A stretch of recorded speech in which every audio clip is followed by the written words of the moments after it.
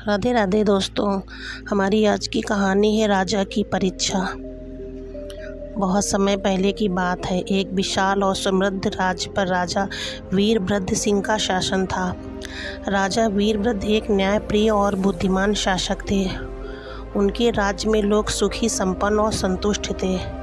राजा ने अपने पूरे जीवन में केवल एक ही उद्देश्य रखा था, प्रजा की भलाई और राज्य का विकास।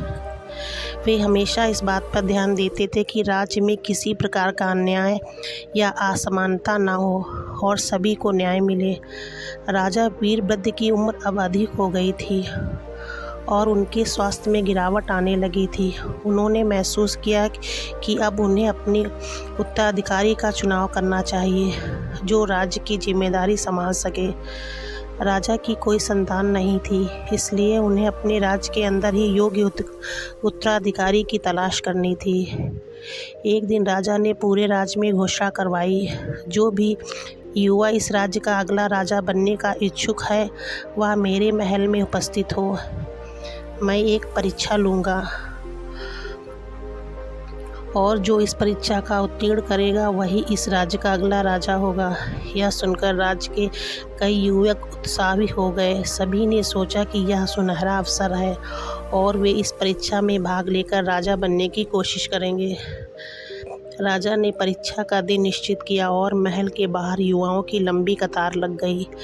राजा ने अपनी सभा में सभी युवाओं को बुलाया और उनसे कहा, तुम सभी राज्य के भविष्य के राजा बनने का सपना देख रहे हो, परंतु राजा बनने के लिए केवल साहस और शक्ति की आवश्यकता नहीं होती। एक राजा को बुद्धिमान, धैर्यवान और न्यायप्रिय होना चाहिए। आज की परीक्षा में मैं तुम्हें बीज दूंगा। तुम सबको इसे अपने घर ले जाकर 1 वर्ष तक इसका पालन पोषण करना होगा। 1 वर्ष बाद जब तुम इसे वापस लाओगे, तब मैं देखूंगा कि तुम में से कौन योग्य है। हर युवा को एक एक बीज दिया गया और वे उसे अपने अपने घर लेकर चले गए। उनमें से एक युवक का नाम आर्यन था। वह भी राजा बनने की उम्मीद से इस परीक्षा में भाग लेने आया था। उसने भी बीज लिया और पूरे मन से उसकी देखभाल शुरू की। उसने बीज को अच्छे से बोया, उसे पानी दिया, सूरज की रोशनी दी और हर दिन उसकी देखभाल करता रहा। समय बीतता गया, लेकिन आर्यन का बीज अंकुरित नहीं हो रहा था।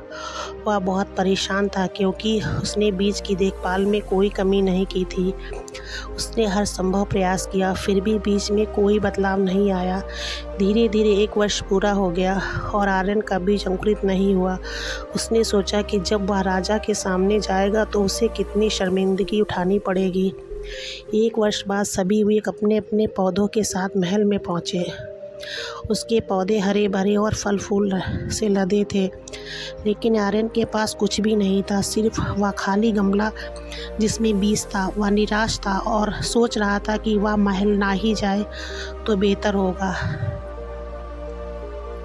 परंतु अंत में उसने निर्णय लिया कि उसे सच्चाई स्वीकारनी चाहिए, चाहे जो भी परिणाम हो।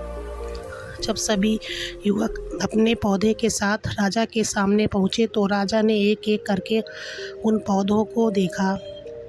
हर कोई अपने हरे भरे पौधे दिखाने में गर्व महसूस कर रहा था।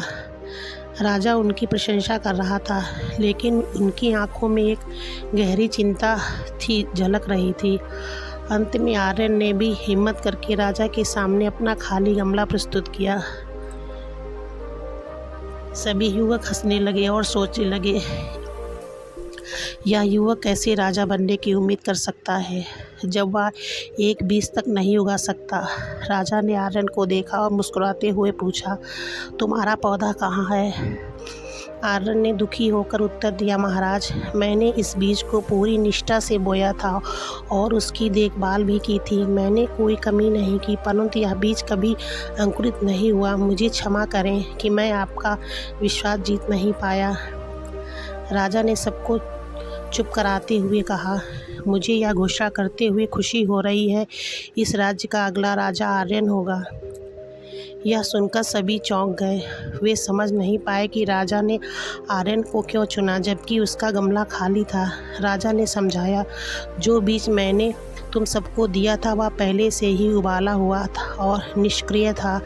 उसमें से कोई पौधा अंकुरित हो ही नहीं सकता था, लेकिन तुम सभी ने अपने बीजों को अंकुरित न होते देख उन्हें बदल दिया और नए बीज को बो दिया।